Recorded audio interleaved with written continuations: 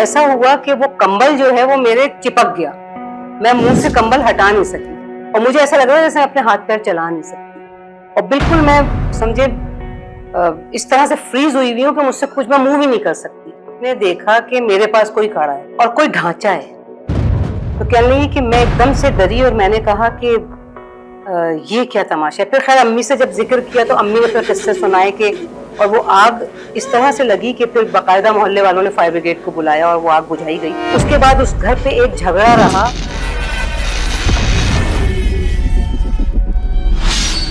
یہ سٹوری ہے لیاقت آباد میں ایک ہانٹیڈ گھر کی. لیاقت آباد میں ڈاکخانہ ایک بہت مشہور جگہ ہے جہاں پہ سندھی ہوٹل بھی بہت مشہور ہے.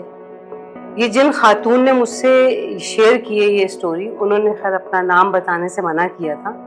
انہوں نے یہ بتایا کہ وہ لوگ خود وہ راولپنڈی میں ان کے پیرنٹس تھے، لیکن اس سے پہلے جو ان کا آبائی گھر جسے کہتے ہیں ان کے دادا دادی اور سب لوگوں کا، وہ ان کا لیاقت آباد میں تھا.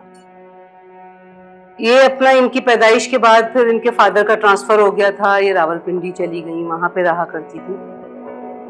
یہ جو گھر تھا اس میں نیچے دادا دادی، چچا اور تایا، اور اوپر کے گھر میں پھپھی رہا کرتی تھی.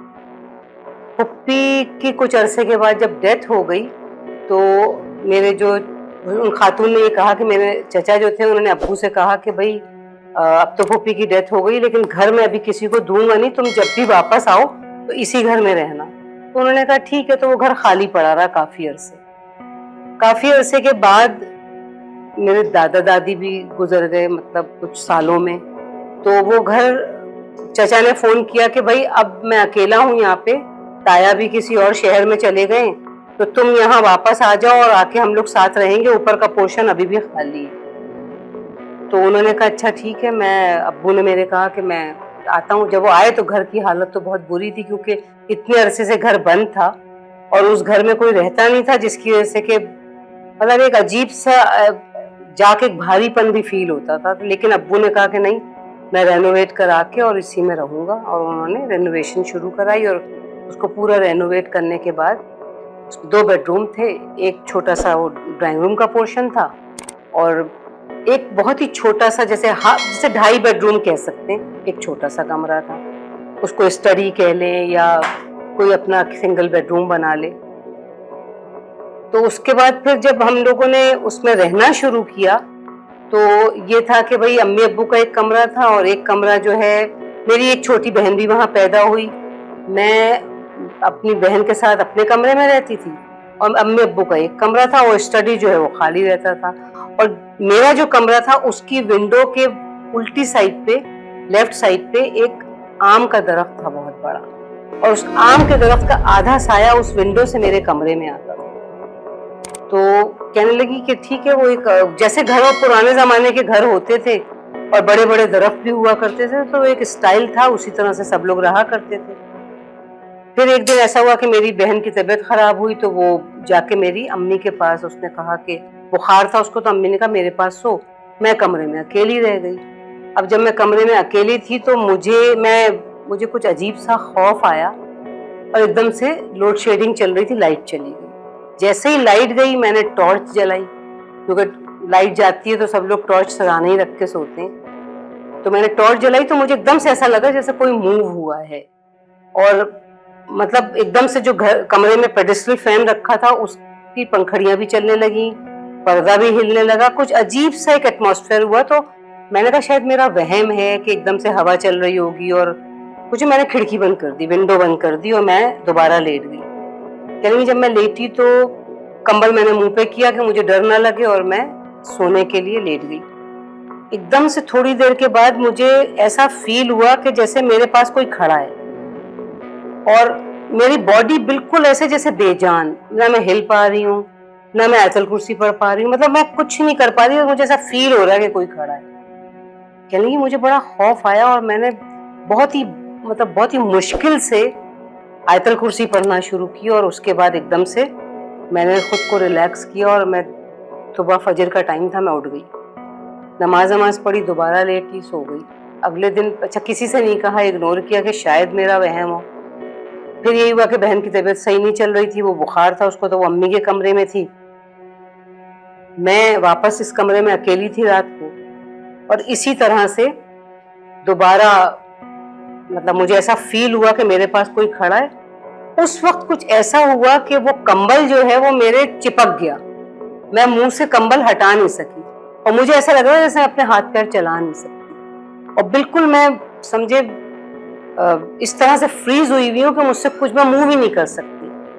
تو کہنے لگی کہ میں بہت مشکل سے میں نے اپنے آپ کو قابو کیا، اور کسی نہ کسی طرح بس دعا دماغ میں جو بھی آ رہی ہے دل ہی دل میں پڑھ رہی ہوں، اور ایک دم سے جیسے جھٹکے کے ساتھ ساری چیز ریلیکس ہو جاتی ہے. میں اٹھی اور میں بھاگ کے امی کے کمرے میں چلی گئی. میں نے جا کے امی سے ذکر کیا کہ اس طرح سے ہوا ہے، اور مجھے تو بہت عجیب سا فیل ہوا، اور پہلے ایک دن اور ہوا تھا. تو ان کی امی کہنے لگی کہ تم خامخواہ ڈرتی ہو، اور ڈر کے تم نے راتوں کو تم ہارر اسٹوریز اور ہارر شوز اور ہارر فلمیں دیکھتی ہو، اس کے بعد پھر تم رات کو ڈرتی ہو، وہی چیزیں تمہیں دکھائی دیتی ہیں. تو تم جاؤ اور کمرے کا دروازہ بند کر کے سویا کرو.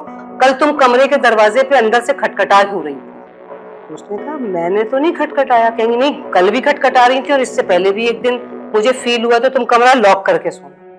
کہ میں نے کمرہ لاک کیا اور میں سو گئی امی کے کہنے پہ کہ بھئی وہم ہے ہارر اسٹوریز کی وجہ سے.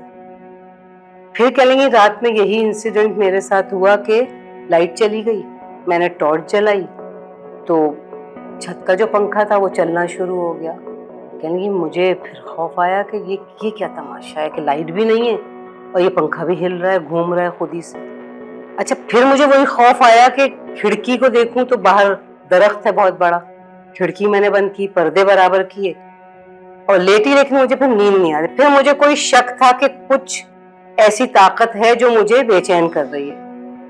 کہنے لگی میں بھاگ کے پھر دروازہ کھول کے امی کے پاس گئی، اور میں نے امی سے کہا کہ میں تو نہیں سو رہی جا کے کمرے میں، اور مجھے بہت گھبراہٹ ہو رہی ہے کیونکہ مجھے بالکل ایسا فیل ہوا ہے کہ میرے پاس کوئی کھڑا تھا. تو ان کی امی نے کہا ٹھیک ہے تم یہیں سو جاؤ. میں وہیں پہ امی کے پاس گدا ڈال کے وہیں سو گئی. اچھا اتفاق ایسا ہے کہ میرے جو بہن ہے اس نے دیکھا کہ میرے پاس کوئی کھڑا ہے تو اور کوئی ڈھانچہ ہے. تو کہنے لگی کہ میں ایک دم سے ڈری اور میں نے کہا کہ یہ کیا تماشا ہے. پھر خیر امی سے جب ذکر کیا تو امی نے پھر قصے سنائے کہ ہاں میں بھی جب یہاں رہتی تھی شادی ہو کے آئی تھی تو یہاں پہ میرے ساتھ بھی یہ ہوا تھا، مجھے کوئی محسوس ہوتا تھا یہاں پہ چلتا پھرتا اور یہاں پہ کوئی رہتا ہوا، اور مجھے یہ ہوتا تھا کہ میرا پہلا مسکیریج بھی ہو گیا تھا اسی وجہ سے خوف سے.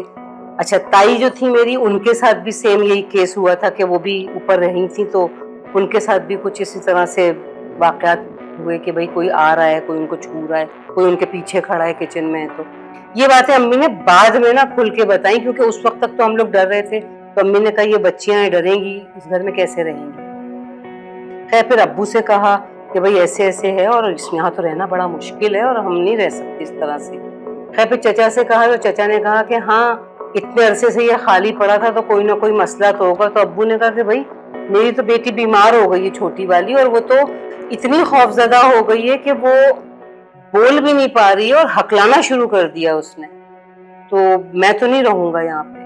تو اس نے کہا کہ چچا نے کہا کہ ہاں دیکھ لیں اگر نہیں رہنا تو ویسے بھی یہ آبائی گھر ہے، اس کو بکنا تو ہے دادا دادی کے بعد، تو اب آپ دیکھ لیں. تو خیال ابو نے تو پھر کرائے کا گھر کوئی دوسرا لیا اور انہوں نے جا کے وہ شفٹ ہو گئے. چچا نیچے رہ گئے تھے. اس کے بعد چچا بھی ان کے ساتھ بھی ہو سکتا ہے کچھ ہوا، انہوں نے بھی وہ گھر چھوڑ دیا. اب وہ گھر خالی ہو گیا. خالی گھر میں ایک دن وہاں آگ لگ گئی، اور وہ آگ اس طرح سے لگی کہ پھر باقاعدہ محلے والوں نے فائر بریگیڈ کو بلایا اور وہ آگ بجھائی گئی. اس کے بعد اس گھر پہ ایک جھگڑا رہا اور وہ ورثے کا گھر ہے اور وہ آج بھی خالی پڑا ہوا ہے. وہ خاتون کہتی ہیں کہ مجھے ابھی تک پتہ ہے کبھی بھی میں وہاں سے گزرتی ہوں تو مجھے وہ ساری فلم کی طرح چیزیں یاد آتی ہیں کہ وہ گھر ابھی بھی خالی ہے اور ابھی تک اس کو لوگوں نے ہانٹڈ ہاؤس کہہ کے مشہور کر دیا ہے. اور یہ واقعہ جو ہے یہ لیاقت آباد ڈاکخانے کے پاس کا ہے. تو اسی طرح سے میں آپ لوگوں کو اسٹوری سناتی رہوں گی. آپ لوگوں کے ساتھ اگر کوئی اس طرح کی اسٹوریز آپ شیئر کرنا چاہیں تو کھیل تماشا انٹرٹینمنٹ کی ای میل پہ آپ شیئر کریں. مجھے آپ انسٹاگرام پہ بھی بھیج سکتے ہیں، فیس بک پہ بھی بھیج سکتے ہیں. میں آپ کی اسٹوری کو اپنے انداز سے لکھوں گی اور پھر اپنے ہی انداز سے بیان کروں گی. شکریہ.